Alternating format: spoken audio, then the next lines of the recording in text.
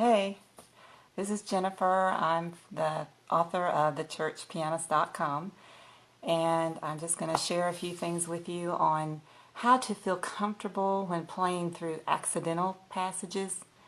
I don't know about y'all, but when I was for a pianist many years ago, I always felt awkward playing through the accidental note areas, and I thought there's got to be a way to feel comfortable.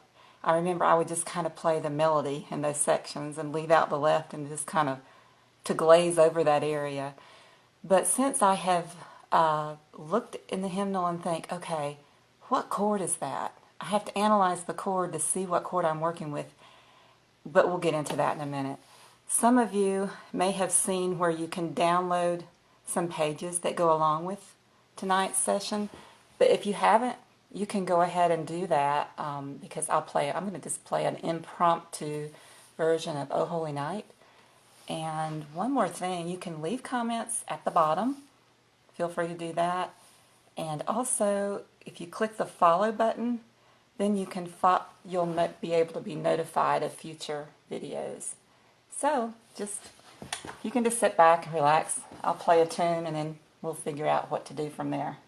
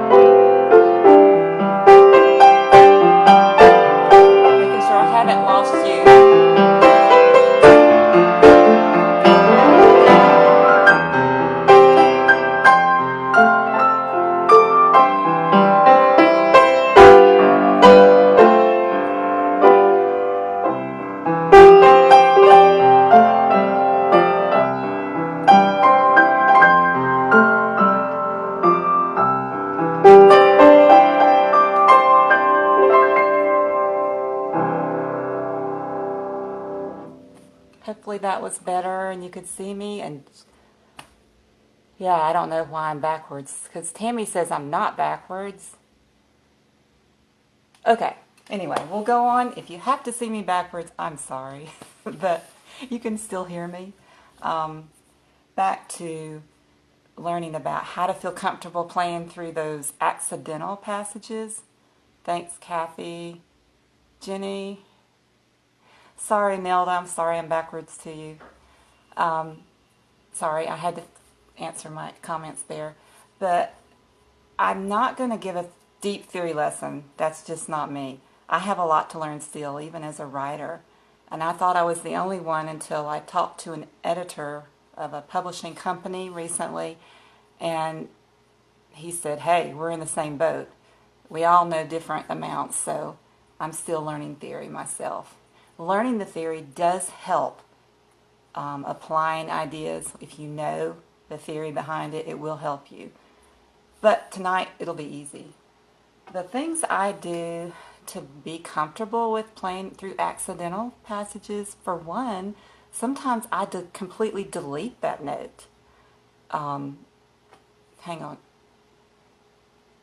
Is your watch on your right arm? On my left arm. Back to what I was saying, sorry. What I would do is either delete the note or maybe make the note a natural instead of a sharp or a flat. Just make it, instead of G sharp or G flat, make it G natural. I will show you that in the examples. If you don't have the downloads I offered on my website for tonight, don't worry about it. I have them here and I can show them to you as we go through. Okay. First, I'm going to show you Oh Little Town of Bethlehem, Key of Beth. Now let's see how many of you have the handout. I'm going to look down to see who responds. I'm just noticing 3 or 4 people right now. It shows 13 watching. So y'all just start sending me if you have the sheet.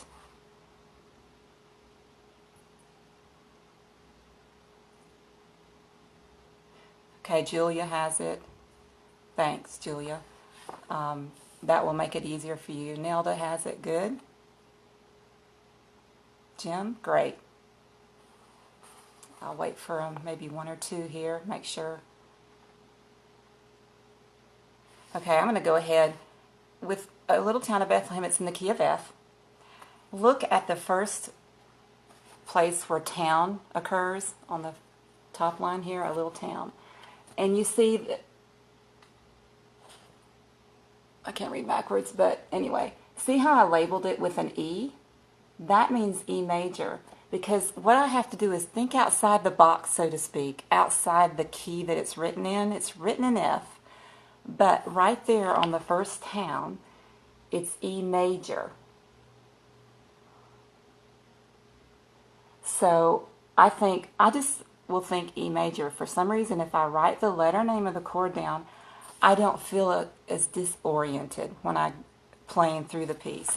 Now, what's kind of a bugaboo me is in the left hand, on that same word, you see an F for the left hand. It's basically representing an F chord. So it just means you're playing an E major in the right and an F in the left. Sometimes you can crisscross chords like that. I won't go into any more, nothing deeper than that. So I just play what I do to make it fuller. What note is missing in the E chord for the right hand? And if you think in thirds, like below the melody, most of you know what an E major has. Yes, E. So I just add an E. Try to make it fuller. Anytime you have an accidental chord, our tendency is to only play that chord, the notes you see with the accidental chord. But you have to add notes to make it fuller. It'll make it more rich sounding. Now, I will play through this for you, but then on Bethlehem, Beth, that's an awkward chord. It's a diminished seventh, and that's all I'm going to tell you, an E flat diminished seventh. And I've changed that in one of the handouts. I'll talk about that handout in a minute. But I just completely changed it. I didn't even like the diminished there. So I just basically made the notes natural for Bethlehem, and I'll show you that. It's kind of dark. Can y'all see that okay? If you don't have the sheet. So, then look to the second line for the word deep. And I can look at the right hand and just pretty much tell that's a D major chord. So I just fill in that chord with an A in the middle for the right hand. So what I want to do is play through the next page, and I'm going to play through the O Little Town of Bethlehem.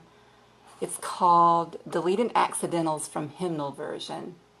And you might want to just have those two O Little Towns side by side so you can compare as you hear me play.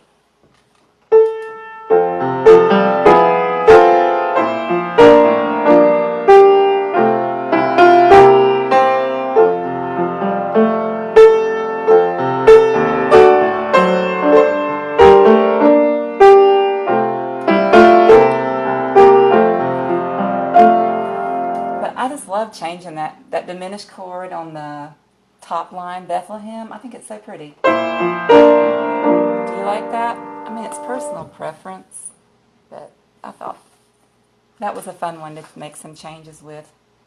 Like again, I'm not going very deep. That's all for O Little Town. Then we're going to go on It Came Upon a Midnight Clear. I'm going to go to the last change I made because I'm afraid I'll forget about it. In the last measure, I X'd out the F sharp. For me, I just don't like it. It just sounds harsh. I know y'all have probably heard that in some of the accidental music you play. It's like, oh, that note was too harsh. So listen to the world in solemn, that last phrase.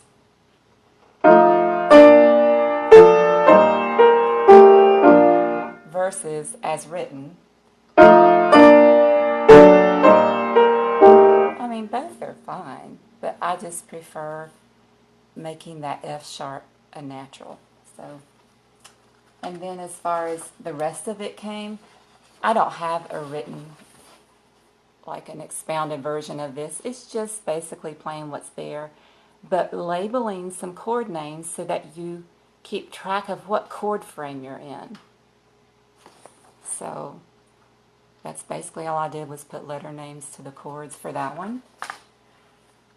Now this, There Is a Song in the Air. That one was a neat piece to cancel out the accidentals, making them natural. To me, I'll play that spot. To me it sounds more dreamy. I just think it's kind of neat. I'll play There's a Star in the Sky.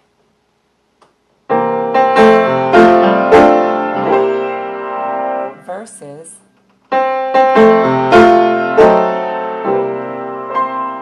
like I say, both are fine. So just know you can cancel out accidentals altogether. So you just have to kind of play around with them and see how they sound. Hopefully that's been simple. Look down. Jenifer sounds really good, thank you. Jenny Davis, I love it. She's one of my friends in Florida now, we miss her. And Julia sounds nice, thank you.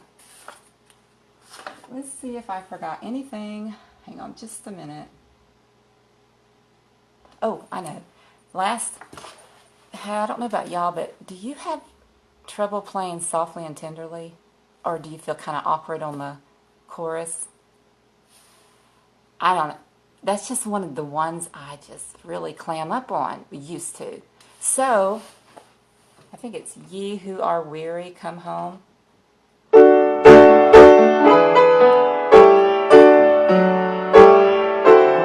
part. I used to play it more like this, and I know y'all don't have the music in front of you. Let's see.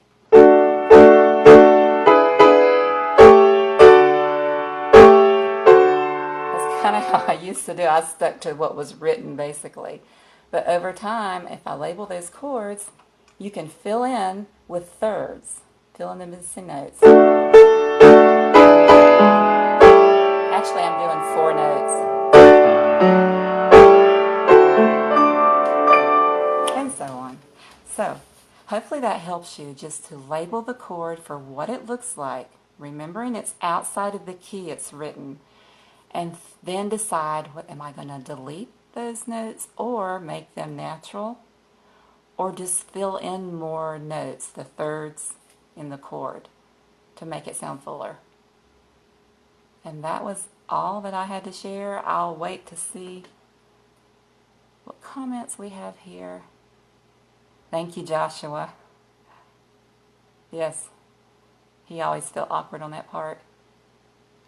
Julia, she likes the fill-ins better. Were you speaking of the softly and tenderly? Julia, is that what you were?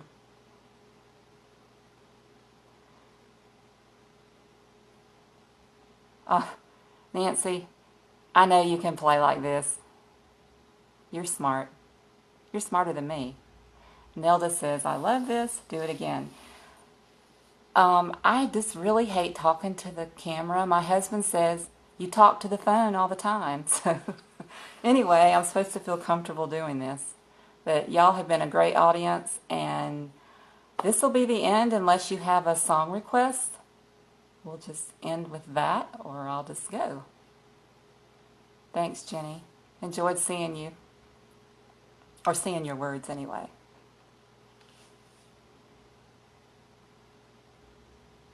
You're welcome, Tammy.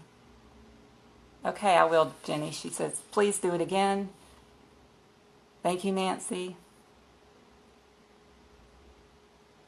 Well, I'm going to let y'all go. Thanks, Jim. And feel free to leave. Oh, Joshua's saying silent night, please. Thanks, Lisa. Nelda, play a whole song? Okay, I'll play something. Silent night it will be, Joshua. This is impromptu, so I'm trying to think.